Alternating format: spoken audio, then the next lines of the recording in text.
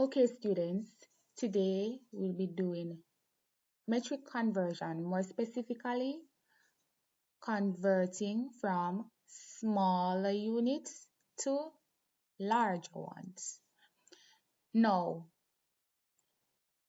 we do the opposite of what we were doing when converting from bigger units to smaller ones.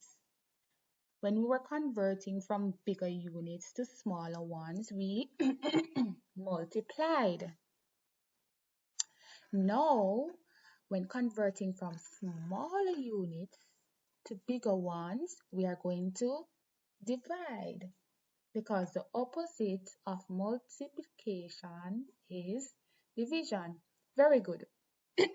Now, when you're dividing by powers of 10, there is a simple way of doing it.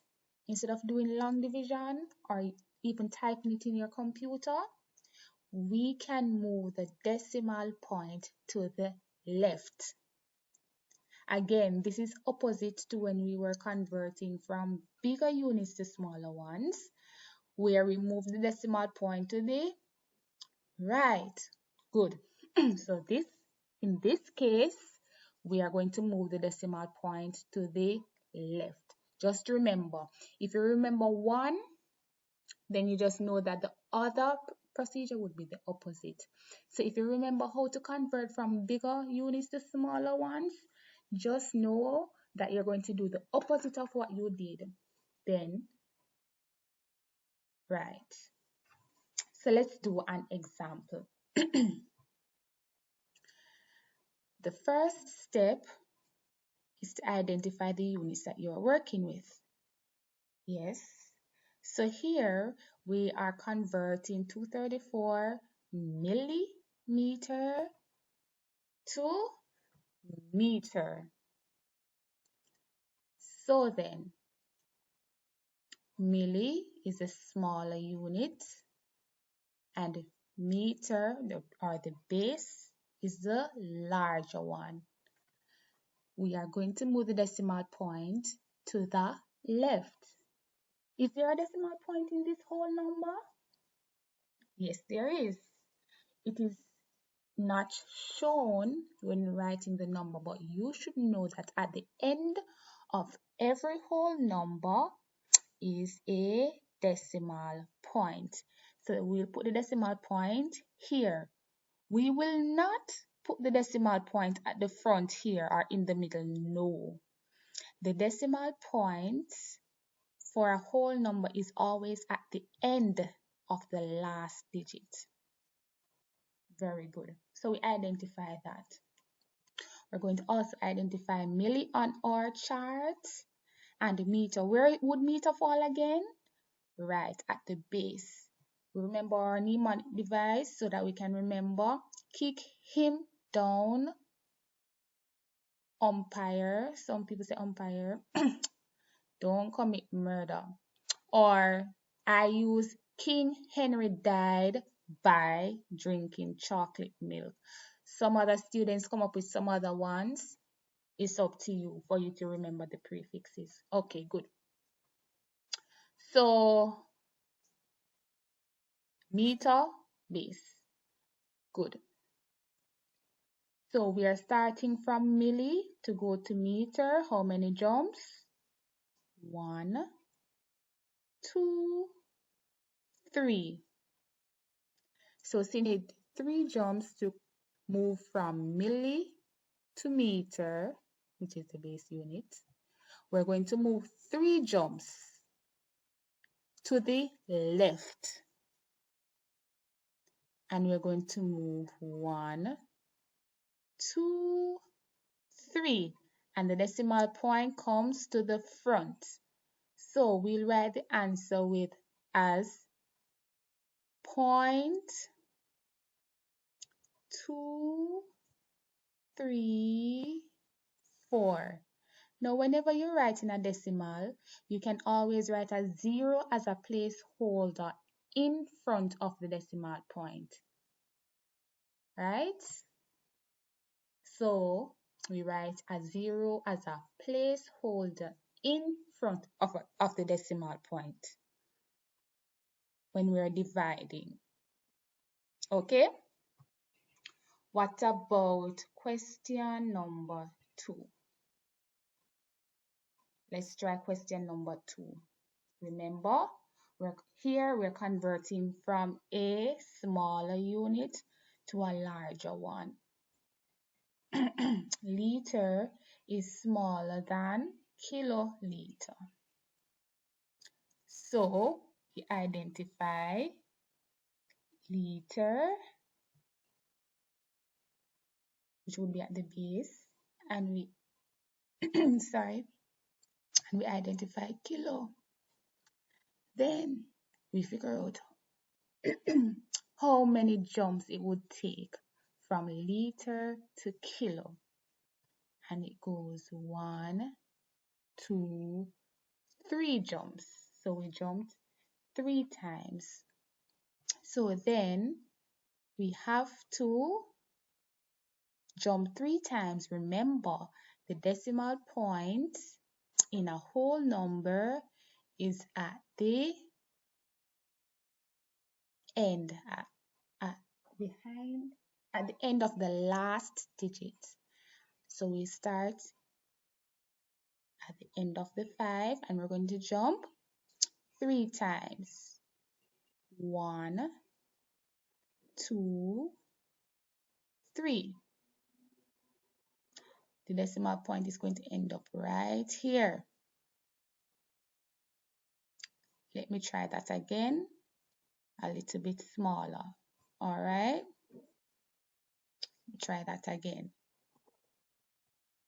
Put the 5, the decimal point, and we're going to jump 3 times. 1, 2, 3. So the decimal point is moved to here. What about those eggshells? We fill them in with zeros. So put a 0 here and put a 0 here. So the answer is, we put the point, 0.005. And as I said, we can put another 0 at the front of the decimal point as a placeholder. I would want you students to do the third example on your own. Suppose it is that you're given a decimal point already. What do you do? Like in this fourth example. It's easier. You do not have to put in a decimal point since one is already there. You just need to identify the 2 units that you're working with, figure out how many jumps, and then jump the decimal point to the left the same number of times. So we are going to identify the units. Remember, we're converting from smaller units to larger ones. And when we do that, we will be dividing. And when you divide, it's the same thing as moving the decimal point to the left. So we're converting from centi here to meter. Meter would be the base. King Henry died by drinking chocolate milk. The base units are grams, liters, meter. Working with meter here. Good. Jump from centi to meter gives me 1, 2 jumps. So we're going to make 2 jumps to the left. 1, 2 jumps.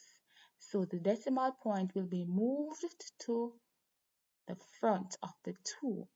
So we have 0.29, and we have to keep the 8. We cannot drop off the 8, so 0.298. We can put a 0 at the front as a placeholder. Therefore, 29.8 centimeters gives us 0.298 meters. Let's try one more example, and then you're going to do some on your own. In this example, the fifth example, we have grams to decagram. Where can we identify gram on the chart? Right, at the base unit. Where can we identify decagram? Right, remember DAG is decagram, not decigram. So we're moving from gram to decagram. How many jumps? Let's go. Just the one jump. Good. So how many times are we going to move the decimal point? Once. And in what direction? To the left. Good. So we move the point. Remember, a point is already there. You don't need to put in a point. And you move it once to the left.